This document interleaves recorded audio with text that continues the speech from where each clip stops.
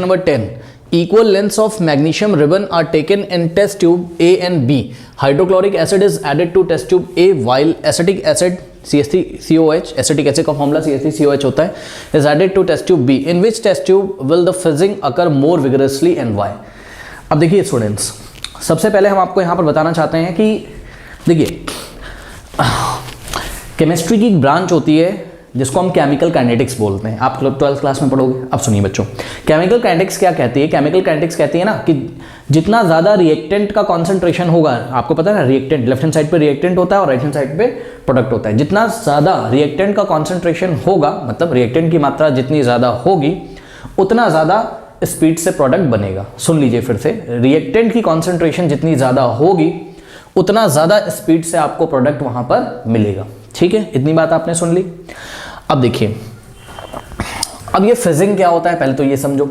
ठीक, फिजिंग क्या होता है बच्चों? आपने कोल्ड ड्रिंक वगैरह जब अपने ग्लास में आप डालते हो तो बुलबुले कुछ उठते हैं, उसी को फिजिंग बोलते हैं। फिजिंग लिख के गूगल पे इमेजेस पे क्लिक करिए, आपको पता चल जाएगा। जब कोल्ड ड्रिंक डालते हो ना, फिजिंग होती है, उसमें कार्बन डाइऑक्साइड गैस होता है ना। ठीक, यहाँ पे कार्बन डाइऑक्साइड गैस नहीं है, परेशान ना हो। यहाँ पर क्या हो रहा है देखिए, बात समझिए जरा, बात समझिए। Equal length of magnesium ribbon, ये भी बहुत इंपॉर्टेंट चीज है कि इक्वल लेंथ लिए इन्होंने मैग्नीशियम रिबन की। ठीक है, दो टेस्ट ट्यूब है बच्चों, ये देखिए टेस्ट ट्यूब ए है ये, ठीक, और ये हो गई आपकी टेस्ट ट्यूब बी। करेक्ट। अब इसमें equal length of magnesium ribbon डाल दिया, ये देखिए बराबर लेंथ का मैग्नीशियम रिबन डाला, सही है। अब जो टेस्ट ट्यूब ए है, ठीक है, टेस्ट ट्यूब ए में तो आवाज आ रही है, आवाज आ रही है, हाँ। अब टेस्ट ट्यूब ए में तो बच्चों ये लोग HCl डालते हैं, हाइड्रोक्लोरिक एसिड, ठीक, और टेस्ट ट्यूब बी में ये एसिटिक एसिड डालते हैं, यानी कि CH3COOH। अब एक बात बताइए, मैग्नीशियम रिबन है वो एसिड से रिएक्ट करेगा। मैग्नीशियम क्या है बताइए? एक मेटल है। मेटल जब एसिड से रिएक्ट करेगा, देखो हाइड्रोक्लोरिक एसिड भी एक एसिड है और एसिटिक एसिड भी एक एसिड है, ठीक है, तो रिएक्शन मैग्नीशियम दोनों ही एसिड से करेगा। ठीक, और जब मेटल एसिड से रिएक्शन करता है तो कौन सी गैस निकलती है? Hydrogen gas. यानी कि जो फिजिंग हो रही होगी, जो बबल्स टाइप के कुछ भी दिखाई पड़ेंगे यहाँ सॉल्यूशन में, ठीक है, वो आपके क्या होंगे? हाइड्रोजन गैस, सही है। तो किसमें फिजिंग ज्यादा होगी? तो सुनो बच्चों, ध्यान से समझिए। देखिए होता क्या है, यहां पर हमें आपको रिएक्शन लिख के दिखानी होंगी पहले, ठीक है, तब आपको चीजें समझ में आएंगी। तो हम यहां पर आपको रिएक्शन लिख के दिखाते हैं, ठीक है, ध्यान से चेक करिए। देखिए बच्चों, टेस्ट ट्यूब ए का रिएक्शन क्या होगा? टेस्ट ट्यूब ए में ये जो मैग्नीशियम आपने डाला हुआ है, ठीक है, ये रिएक्ट करेगा HCl के साथ और आपको देगा। अब देखो बच्चों, प्रोडक्ट कैसे बनाओगे? हाइड्रोजन से आप, मतलब इसको आप ऐसे करके ब्रेक कर दो, HCl ब्रेक होगा भाई, एक्वस होगा ना, यहाँ वाटर तो पक्का मौजूद होता है क्योंकि पूरा प्योर एसिड थोड़ी ना डाल दोगे, थोड़ा बहुत पानी तो रहेगा ही, ठीक है, और मैग्नीशियम यहाँ सॉलिड में होता है। ठीक, तो HCl को ब्रेक करा H+ और Cl- में, करेक्ट। अब देखिए मैग्नीशियम क्या करेगा, ध्यान से समझिए बच्चों, जरा ध्यान से, बहुत ध्यान समझिए। ये जो मैग्नीशियम होता है बच्चों, ये ना मैग्नीशियम अपने इलेक्ट्रॉन निकाल देता है। सुनो, मैग्नीशियम अपने इलेक्ट्रॉन निकाल देता है, ध्यान से चेक करिए। देखिए मैग्नीशियम का एटॉमिक नंबर कितना होता है? मैग्नीशियम का जो एटॉमिक नंबर होता है वो होता है 12, सही है। 12 का इलेक्ट्रॉनिक कॉन्फ़िगरेशन करो 2,8,2। तो मैग्नीशियम कब स्टेबल होगा बताइए? जब इसका ऑक्टेट कंप्लीट होगा। कब कंप्लीट होगा? ये आउटर मोस्ट के 2 इलेक्ट्रॉन को बाहर निकाल देगा। ठीक, तो मैग्नीशियम ने क्या किया? 2 इलेक्ट्रॉन माइनस कर दिए, यानी कि बाहर निकाल दिए ये वाले।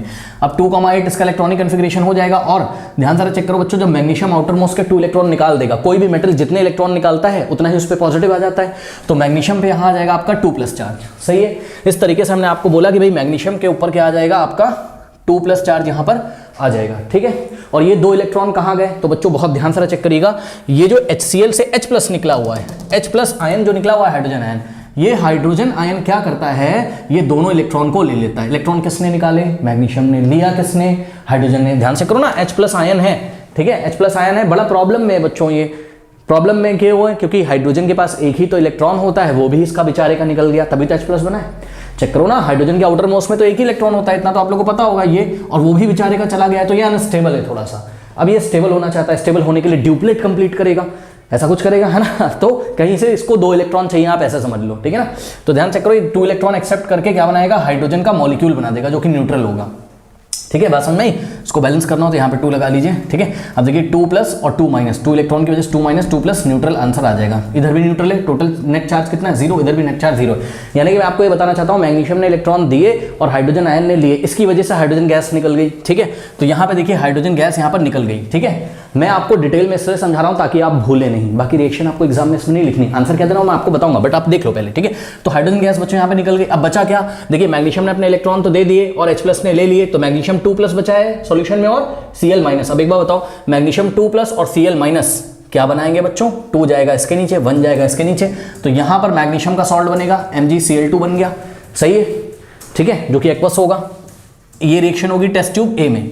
बच्चों गैस कौन सी निकल रही है, यहाँ हाइड्रोजन गैस निकल रही है, सही है। अब जरा टेस्ट ट्यूब बी की रिएक्शन देखिए बच्चों, ठीक है, टेस्ट ट्यूब बी की रिएक्शन देखिए। तो टेस्ट ट्यूब बी की रिएक्शन हम आपको यहां पे दिखाते हैं। टेस्ट ट्यूब बी में क्या होगा, टेस्ट ट्यूब बी में भी आपने मैग्नीशियम डाला है, सही है, और आपने एसिटिक एसिड डाला है। What is the formula of acetic acid, CH3COOH। बच्चों ध्यान से चेक करो, जैसे कि HCl आपका ब्रेक होता है H+ और Cl- में, ठीक उसी तरीके से एसिटिक एसिड जो होता है वो ब्रेक होता है। यहां से इसको ब्रेक करा दो, यहां से H+ अलग हो जाएगा और CH3CO- अलग हो जाएगा, तो यहां से आपको मिलेगा CH3COO- और H+ आयन, तो ये 2 आयन्स आपको यहां से मिलेंगे, ठीक। फिर से वही होगा क्या कि मैग्नीशियम अपने 2 इलेक्ट्रॉन निकाल देगा, H+ उसको ले लेगा और हाइड्रोजन गैस बाहर निकल जाएगी, और ये जो Mg2+ यहां से बनेगा, ये Mg2+ एसिटेट आयन से कनेक्ट हो जाएगा, ठीक है, और आपको एक सॉल्ट दे देगा, ठीक है, और वो सॉल्ट होगा आपका मैग्नीशियम एसिटेट। आवाज नहीं आ रही क्या, आवाज आ रही,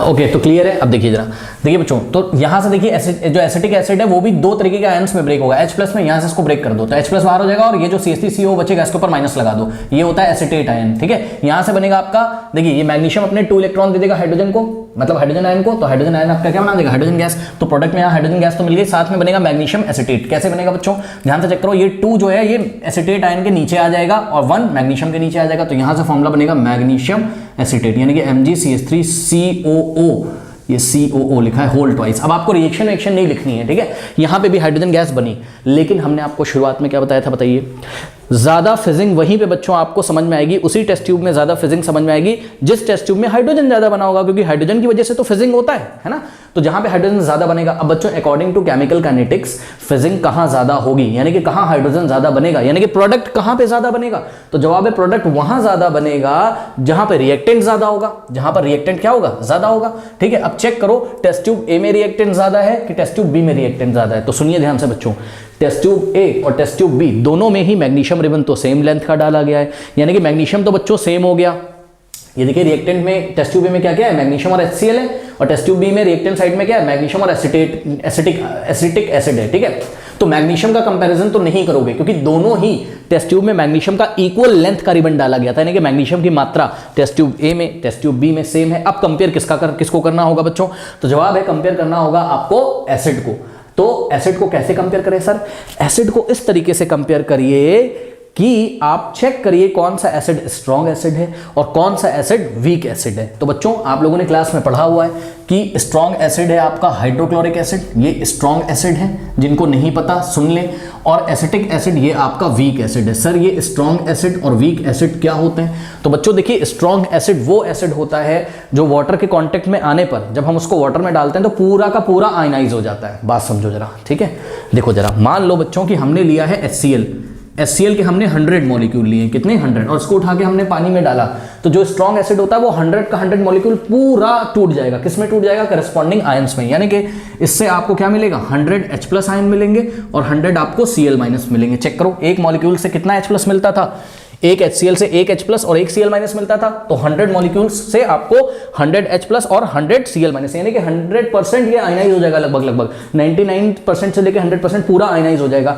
अब एसिटिक एसिड बच्चों एक वीक एसिड है, इसका क्या मतलब है सर, इसका ये मतलब है कि यदि आप एसिटिक एसिड के बच्चों 100 मॉलिक्यूल्स लेंगे तो यहां पर 100 मॉलिक्यूल्स में से केवल ये 10% ही डिसोशिएट होगा, यानी कि 10 मॉलिक्यूल्स ही आपको एसिटेट आयन देंगे और 10 H+ आयन देंगे, ठीक है। बाकी 90 डिसोशिएट नहीं होंगे, यानी कि 10 H+ मिल जाएगा और 10 CH3COO- मिल जाएगा, 10 एसिटेट 10 H+, और जो 90 एसिटिक एसिड के मॉलिक्यूल्स हैं वो डिसोशिएट नहीं हुए, वो आयनाइज नहीं हुए, ये होता है आपका वीक बेस। तो सुन लीजिए, वीक बेस को जब पानी में डालें, वीक बेस कह रहा हूँ सॉरी, वीक एसिड को जब पानी में आप डालोगे, ठीक है ना, तो वीक बेस बोल रहा हूँ सॉरी, वीक एसिड, ठीक है, वीक एसिड को जब पानी में डालोगे तो वीक एसिड पूरा का पूरा आयनाइज नहीं होता है बच्चों, जितने मॉलिक्यूल्स आप डालोगे एसिड के उतने आपको हाइड्रोजन आयन वहां पर नहीं मिलेंगे, ये होता है आपका वीक एसिड।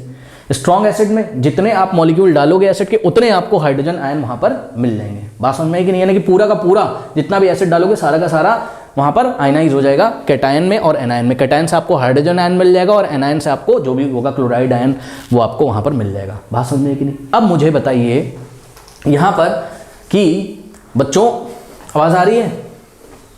ओके, तो अब बताइए मुझे बच्चों यहां पर हाइड्रोजन गैस क्यों बन रही थी? बताइए हाइड्रोजन गैस प्रोडक्ट में क्यों बन रही थी? तो जवाब है सर H+ के कारण। ध्यान से चेक करो, H+ जो हाइड्रोजन आयन है वही तो इलेक्ट्रॉन लेता है। किसका? मैग्नीशियम का। मैग्नीशियम जो इलेक्ट्रॉन निकाल रहा है वही तो हाइड्रोजन आयन ले रहा है ना? तो सुनो, जहां पर लेने वाले ज्यादा होंगे रिएक्टेंट साइड में वहीं पर हाइड्रोजन गैस ज्यादा बनेगी। बताइए केस 1 में H+ आयन ज्यादा बनेंगे कि केस 2 में? बताइए केस 1 में टेस्ट ट्यूब ए में H+ आयन ज्यादा मिलेंगे। क्यों सर? क्योंकि HCl क्या है? स्ट्रॉन्ग एसिड है भैया, जितना डालोगे सारा का सारा वहां पे आयनाइज हो जाएगा। यानी कि अगर 100 मॉलिक्यूल HCl के हैं तो आपको 100 H+ मिलेंगे यहां पर, ठीक है। और अगर आपने यहां पर टेस्ट ट्यूब बी में अगर आपने 100 एसिटिक एसिड के मॉलिक्यूल्स डाले हैं तो वहां आपको 100 H+ नहीं मिलेंगे, ओनली 10 H+ मिलेंगे। तो बच्चों यहां H+ की कॉन्सेंट्रेशन कम है और यहां H+ की कॉन्सेंट्रेशन ज्यादा है और हाइड्रोजन आयन की वजह से ही तो हाइड्रोजन गैस बनती है। तो कहां हाइड्रोजन गैस ज्यादा बनेगी बताइए? तो जवाब है हाइड्रोजन गैस ज्यादा बनेगी टेस्ट ट्यूब ए में। तो ज्यादा फिजिंग कहां देखने को मिलेगी आपको? बताइए टेस्ट ट्यूब ए में। कोई डाउट है बताइए? तो अब मोटी मोटी बात सुनिए। मोटी मोटी बात हमको एग्जाम में ये सब नहीं करना है, तो हमने आपको समझाया। हमको ये बताना है कि जिस भी टेस्ट ट्यूब में स्ट्रॉन्ग एसिड होगा तो स्ट्रॉन्ग एसिड कंप्लीटली आयनाइज हो जाएगा हाइड्रोजन आयन में और हाइड्रोजन आयन की वजह से ही हाइड्रोजन गैस बनती। ठीक, तो हाइड्रोजन गैस वहां ज्यादा बनेगी जहां ज्यादा H+ आयंस हैं और ज्यादा H+ आयंस वहीं होंगे जहां पर एसिड स्ट्रॉन्ग एसिड होगा, क्योंकि स्ट्रॉन्ग एसिड ही ज्यादा H+ आयन देता है ब्रेक होके, टूट के आयनाइज होके। बात समझ में आई कि नहीं आई? ठीक है, तो ये चीज है। तो इसका आंसर बच्चों कैसे लिखेंगे? देखिए यहां लिखा हुआ है the fizzing will occur strongly in test tube A, in which HCl is added, जिसमें कि हमने HCl ऐड किया है। फिर रीजन देंगे this is because HCl is a stronger acid. ये आपको लिखना एग्जाम में बहुत जरूरी है। HCl is a stronger acid than acetic acid and therefore produces hydrogen gas at a faster speed। इसलिए according to chemical kinetics hydrogen gas test tube में हमें फास्टर रेट से मिलेगी, ठीक है, due to which fizzing occurs more vigorously in test tube A. Vigorously मतलब तेजी से, ठीक है। तो इस तरीके से टेस्ट ट्यूब ए में हमें तेजी से वहां पर फिजिक्स देखने को मिलेगी। सुन लीजिए, केमिकल काइनेटिक्स क्या कहती है? जहां पर रिएक्टेंट का कॉन्सेंट्रेशन ज्यादा होगा वहीं तो प्रोडक्ट की स्पीड क्या होगी? ज्यादा होगी, मतलब रिएक्शन की स्पीड ज्यादा होगी। ध्यान से चेक करो, टेस्ट ट्यूब ए में रिएक्टेंट का बच्चों कॉन्सेंट्रेशन ज्यादा है। रिएक्टेंट क्या है यहाँ पर? है तो HCl, हम मना नहीं कर रहे हैं, लेकिन देखो ना H+ यहाँ पे ज्यादा दे रहा है ये, ठीक है। यहाँ पर एसिटिक एसिड है लेकिन हम रिएक्टेंट अपना इसको H+ को मान के चलेंगे, क्योंकि फाइनली H+ ही तो इलेक्ट्रॉन एक्सेप्ट करके हाइड्रोजन गैस बनाता है, ठीक है ना। तो हाइड्रोजन गैस बनाने वाला रिएक्टेंट H+ कहाँ ज्यादा है? टेस्ट ट्यूब ए में, क्योंकि वहां पर स्ट्रॉन्ग एसिड है। कोई डाउट है बताइए? तो आई थिंक समझ में आ गया होगा, ठीक है। नोट कर लीजिए।